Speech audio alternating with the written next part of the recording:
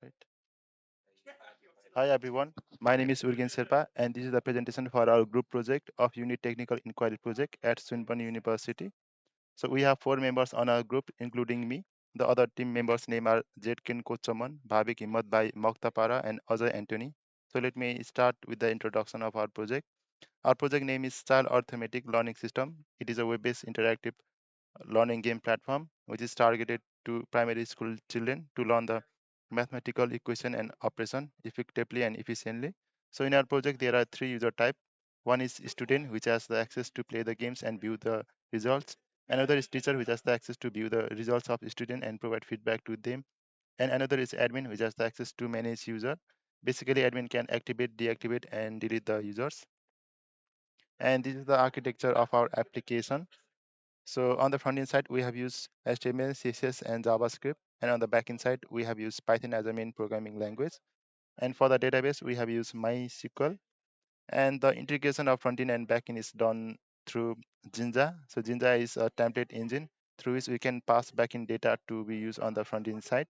And we have used Python session for login and logout of our application. And this is the database schema of our application. So in our database, we have four tables: users, games, question, and results table. So the user has one-to-many relation with results table, and game has one-to-many relation with questions and results table. So for the next presentation, it is like auth page, and it will be given by Bhavik, Himmatbhai, Magtapara. Hi, my name is Bhavik and I will explain about database table and about the authentication credential of our application. First, I will show you about database credential. This is our database table. We have used four different type of table: games table, question table, result table, and the user table. Games table store the information about game name and the description. In the question table, it store all the question details and the four option of that and the correct answer. It will show in the user when user play a particular game. The next table is the result table. Result table, it stores the information about score and the feedback. The score is given out of 10. And the last table is the user table. Users table store the information about full name, email address, password that are stored in the hash format for the security purpose. The next one is the phone, role, and the class ID and the active. This is the status when the user give the admin give to the permission active and inactive. If the user is active, then it will give one, and if it is not active, then it's showing as a zero. So I will now explain you about the registration page. This is our sign up page, and the main feature of that, email validation and the password match, we have implement in our application. First, I will show you the email validation by typing the data. And as you see in the past, user have do the email address of the student at the gmail.com. If I put this email a second time, then it will be giving me an error, and I will do the random password, but make sure I will enter the same password that I have put in the password field. And if I click on the registration, it will showing me an error because the email address already exists. Now I will show you the password match feature that we have implement in our application. So I just input do the another unique email address, and the password I will input here is 123. Here is 1234. Because the both password are not matched, then it will giving an error message. Yeah, if I click on the registration, it will showing the error, the password do not match. If I put the all details correct, then it will successfully log in our application. So when I click on the registration, the user is successfully login, and please contact admin to active your account, because we have implement the one another security feature. After getting the permission from the admin, the user will be available to login. So admin have not giving any permission right now. So if I do the registration right now, then it will be giving me an error message because the user has not giving an error. Please contact the admin. The account is inactive. And the another feature of our application, all this data are stored in our database, and all are stored in the hash format. If I re-login, then that data when I have implement, it's showing in the user table like Bhavik that I have implemented the last Bhavik, the email address. The password is stored in the hash format, and the active status is 0 because admin have not giving any permission right now. So the next about admin panel will be explained by my colleagues Ajay Antony.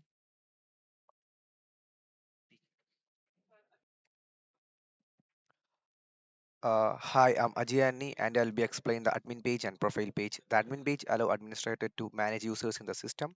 Admins can view all registered users, activate or deactivate accounts, and even delete them. This feature is essential for ensuring that the only the correct user have access at the given time, maintain the integrity of the platform. And I'll show you how it works. So we already have an admin email here. So when we try to log in that, TEST, we enter the password for that. So we can see this is the admin panel that we have. In the admin panel, we can see the each student's name, email, phone number, role, and class and status. This will be the student and teachers information here. And we can see status here. So it shows the account is active or inactive. So we can have an option here to deactivate the user and activate the user, and we also have to an option for the delete then the user from the database. So I'll show you how a new user login this to the system. So for every new user there will be a request on the admin panel, and I'll show you how it came here. So on the sign up, when we try to log in to a new student Gmail, and we try to log in through a password.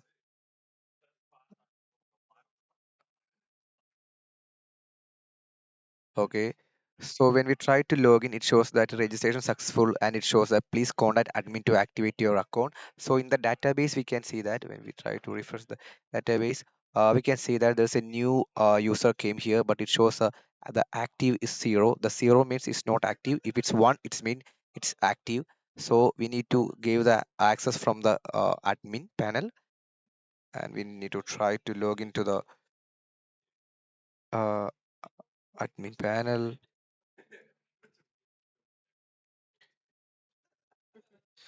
So when we try to log into the admin panel, we can see that this is a new user that we try to log in. It's ajay@gmail.com, and we can see that. And we try to press the activate user button. It shows active status here, and we can also see that it will be updated on the database too. So from the database, we can see that it shows 1. That means it's active. So now the user is currently active. Now the user can log into the database to the game.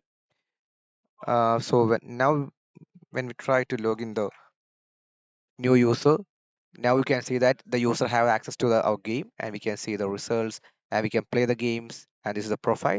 And I'll explain about the profile page. So in the profile page, there's an we can update the full name, email, and phone number and class, and I'll show you how it updated on the data feed. So when we try to update it with a name, and when we update the phone number, and when we update try to update the class, and when we press the update button, it shows update successful notification here.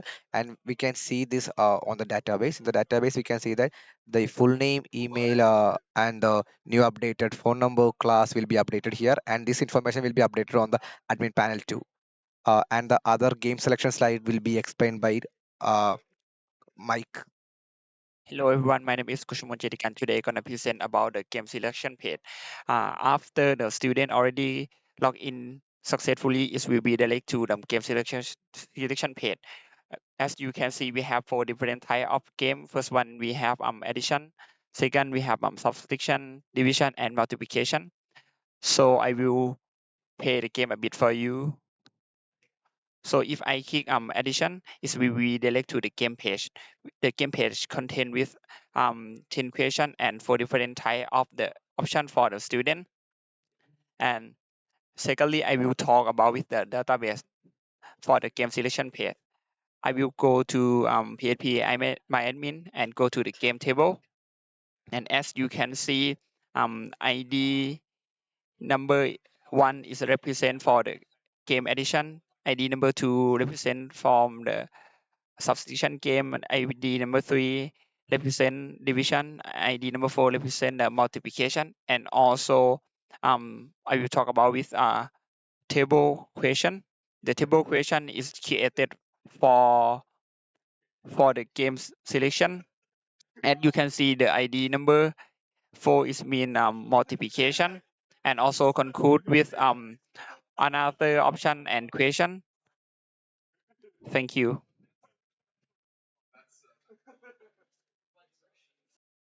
Hi everyone, my name is Urgen Sherpa, and in this presentation, I will show the game page by playing the games, and I will also show the database of the question table. So this is the like PHMI admin dashboard. So if I click on this question navigation, it will like go to this question table. So the question table has like this kind of fields. So ID game, it is just to like maintain one to many relation with games table, and we have description and the list of option and the correct answer. So let me go to the application also. So only student can access the game page, and we can go to game page by clicking on any of these cards on the game selection page, and game page will show the question of that selected game. So let me click on this addition game. So currently, again, a game can only have like 10 sets of question, and each question has four options to choose from, and there will be time limit for 30 seconds per questions.